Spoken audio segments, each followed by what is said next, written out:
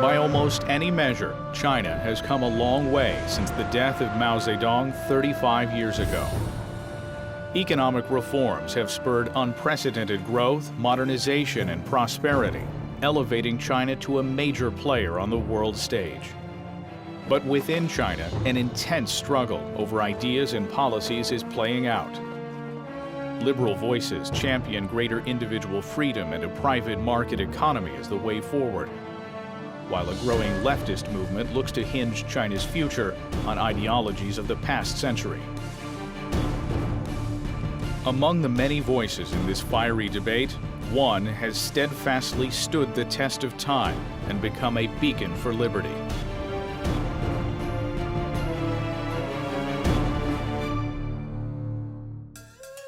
"83-year-old economist Mao Yushi is an unlikely hero of China's liberalization movement. Mao Yushi was not trained as an economist. He was an engineer, trained in the old Soviet school, basically. He came to his conclusions from actual experience. Mao was born in 1929 in the capital city, Nanjing, 1 year after Generalissimo Chiang Kai-shek unified China under the nationalist Kuomintang government. He was raised in an intellectual family in a home filled with books about music, literature, art, and science. Mao Yushi was 20 years old, studying engineering at Shanghai Jiaotong University when the People's Revolution brought Mao Zedong and the Communist Party to power in 1949. Like most Chinese at the time, he enthusiastically supported the newly formed People's Republic. So at that time, the Communist Party has a very big attraction for all the people, either in China or outside of China. People pay a very high hope that after 100 years of internal or external war, now we get a peaceful life. We can begin to construct our nation. After graduation, Mao Yushi followed in the footsteps of his father, becoming a railway engineer.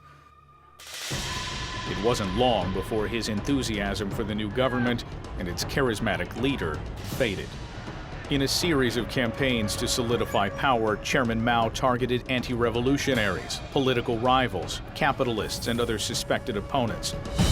Millions were terrorized and executed. In 1957, Mao Yushi was labeled a rightist, expelled from the Communist Party, and sent to the countryside for re-education through hard labor. He avoided starvation by eating locusts.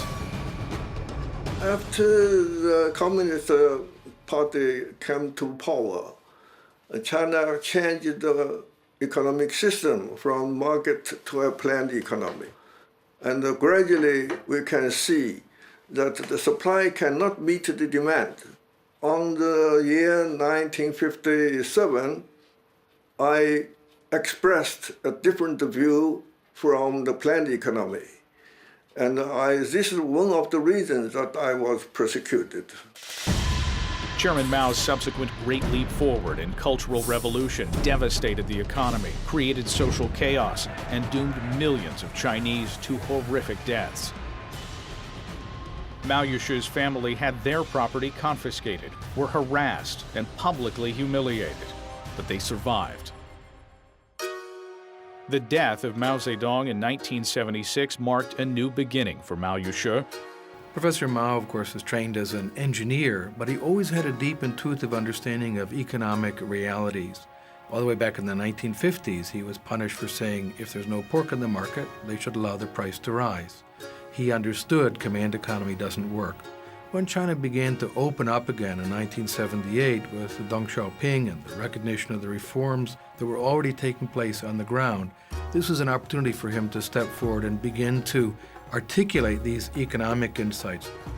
Mao Yushi was invited to rejoin the Communist Party.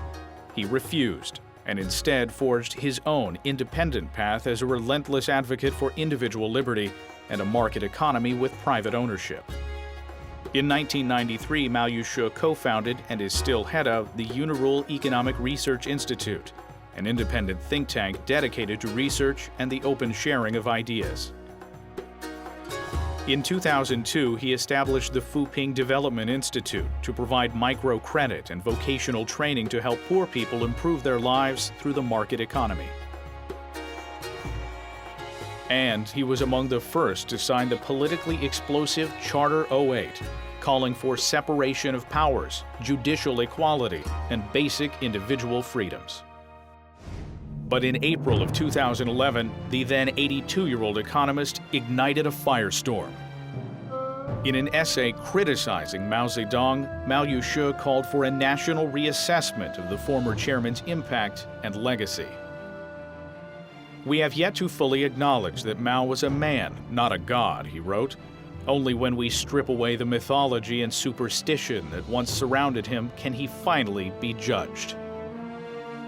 Claiming the former chairman brought calamity to an entire nation, the critique lays bare Mao Zedong's personal weaknesses and political missteps that cost millions their lives. 著名自由主义经济学家毛于士4月 Reaction from leftist factions was swift and unrelenting. The website Utopia launched an online petition demanding the economist's prosecution. Mao Yushi was besieged with public denunciations and death threats. Mao Yushi did not back down.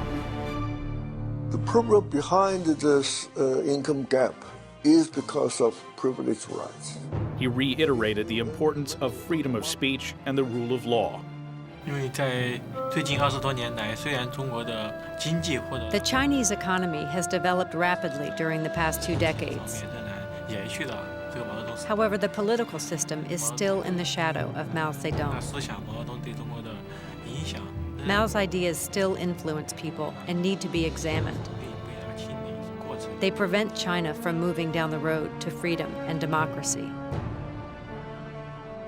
Well, I think it was a very important article in what is in fact an evolving reassessment and battle over the legacy of Mao, because the legacy of Chairman Mao, that is really about the legitimacy of the Communist Party. So in other words, goes to the very roots of power in China. As China braces for a leadership transition, the government's grip on the people and institutions is tightening. China's future course seems anything but certain. But one thing is clear. Mao Yushi's voice in support of economic freedom and individual liberty will not be silenced as he fearlessly illuminates the path China must follow. I think Mao Yushi's legacy will be that he brought the rule of law to the forefront of debate in China and emphasized the fact that spontaneous order or a harmonious society results from laws that protect individual freedom and individual rights. And there are many people following in his wake who believe in a more liberal China, not necessarily a democratic China in a mirror image of the United States, but who believe in the ideas that animate a liberal society and are willing to fight for them. 那在我看来，这个奖 In my personal view, Mao Yushi winning the Milton Friedman Prize is next most important to Liu Xiaobo winning the Nobel Peace Prize 2 years ago. This is a very important prize to Chinese dissidents. Milton Friedman would be delighted to see Mao Yushi receive the Friedman Award this year. Friedman was with us in China back in 1988 when we had our first conference, and he was a big student of the Chinese economic reforms. In 100 years, when people look back on China's development, Professor Mao Yushi will be one of the most important figures. As someone who quietly and patiently promoted the right reforms, supported the government when they moved in the right direction, and steadfastly stood against backsliding, which was always a very serious danger in Chinese history. I think he'll be remembered as one of the great patriots and one of the real pioneers of China in the 22nd century. For over half a century, Mao Yushi has spoken out for freedom in China. He has been repeatedly persecuted, incarcerated, blacklisted, humiliated, publicly vilified, and threatened with death. Mao Yushi's unbreakable spirit and unwavering commitment make him a powerful and enduring symbol of individual liberty in China and around the world.